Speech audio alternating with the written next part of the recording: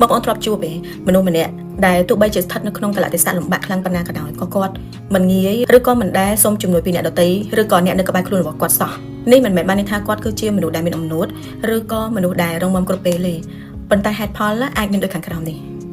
ទី1គឺអាចដោយសារតែបទពិសោធន៍កាលពីអតីតកាលរបស់គាត់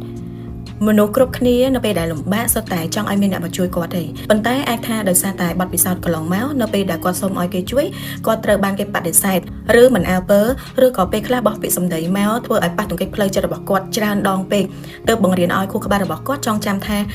កុំរួរំពឹងទៅលើអ្នកដទៃហើយមិនថាស្ថិតនៅក្នុងកលៈទេសៈលំបាកទោះតិចឬក៏ច្រើនក្តីគាត់សុខចិត្តជ្រើសរើសយកជំរឿដោះស្រាយវាដោយខ្លួនឯងទោះបីជាដោះស្រាយហើយបរាជ័យឬក៏ជោគជ័យក៏ដោយហេតុផលទី2គឺដោយសារតែគាត់ចង់រក្សាឯករាជ្យភាពរបស់ខ្លួនឯង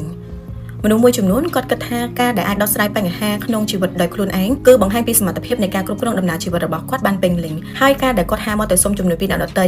សម្រាប់ខ្លួន